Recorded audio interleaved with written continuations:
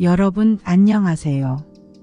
오늘은 주방을 통해 재물운과 건강운을 들어앉히는 방법에 대해 알아보겠습니다.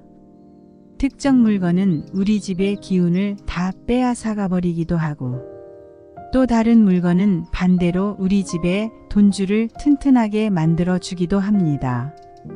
시작하기에 앞서 집안에서 무엇을 만들어내는 곳이 어디인지 아시나요?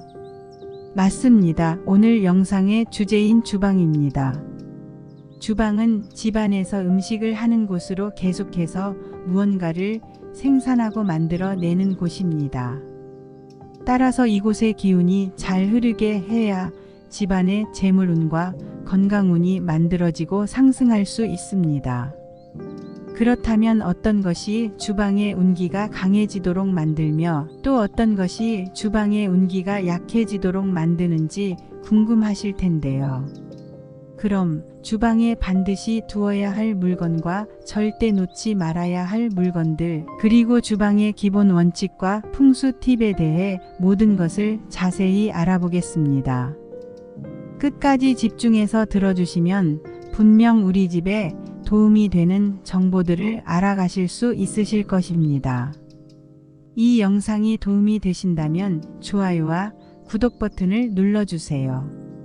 첫 번째로 주방에 반드시 두어야 할 물건 3가지를 말씀드리겠습니다. 첫 번째는 쌀입니다.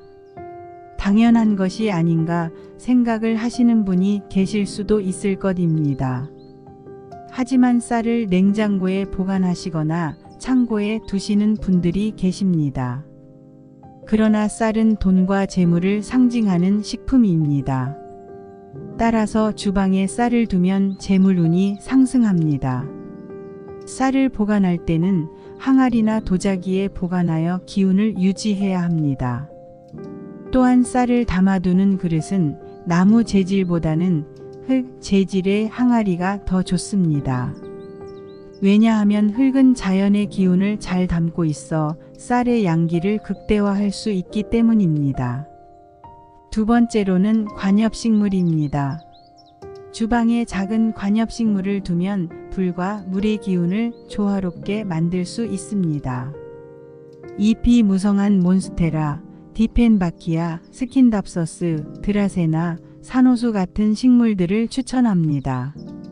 처음 들어보시는 식물도 있으시고 아는 이름의 식물도 있으셨을 텐데요. 제가 방금 말씀드린 식물은 화원이나 인터넷에서 쉽게 구할 수 있으며 밝고 간접적인 빛을 좋아하는 식물이라 쉽게 기르실 수 있습니다.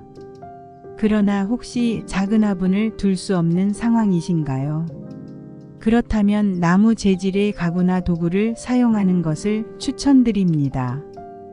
나무는 주방의 음양 조화를 이루어주는 좋은 기운을 갖고 있어 주방에 두면 기의 흐름을 더욱 자연스럽게 만들어줍니다. 마지막으로 주방에 두면 좋은 것은 꿀입니다.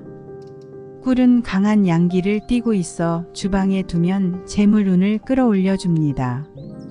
이런 꿀을 찬장 깊숙이 보관하시는 분들이 계신데요. 꿀은 눈에 잘 띄는 곳에 두어야 하지만 직사광선을 피해서 보관해 주세요. 그리고 꿀의 색이 잘 보이는 투명한 유리병에 보관하는 것이 좋습니다. 이렇게 하면 꿀의 기운이 주방 전체로 퍼져 더욱 효과가 좋습니다. 쌀, 관엽식물, 꿀 이렇게 3가지를 주방에 두어서 우리 집의 재물운과 건강운의 혀를 트이게 해보세요.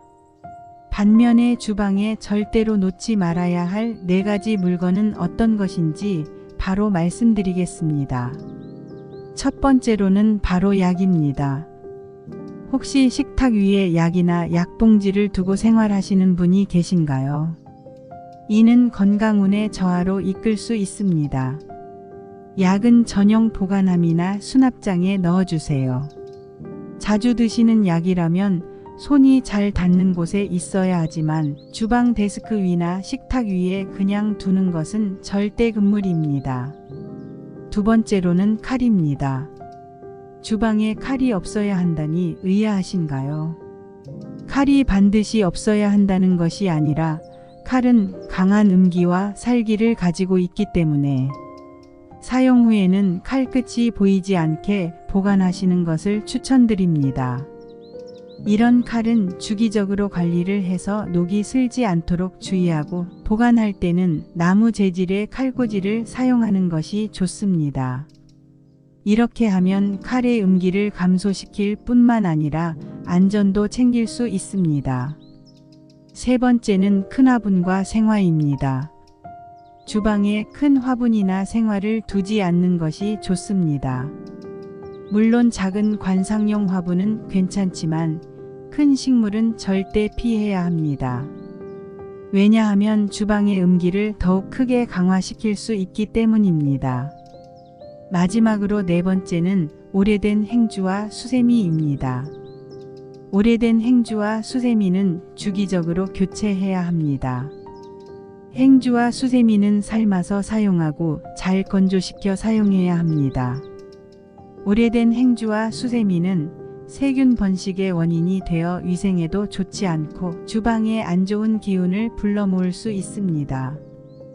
이 네 가지만 지켜주신다면 앞으로 정말 더 좋은 기운이 함께 할 것입니다. 오늘부터 이렇게 네 가지를 실천해 보시는 것은 어떨까요? 우리 집에 돈복이 올라가는 것을 느끼실 수 있으실 것입니다. 오늘의 마지막 주제인 주방의 기본 원칙과 풍수 팁에 대해서 말씀드리겠습니다.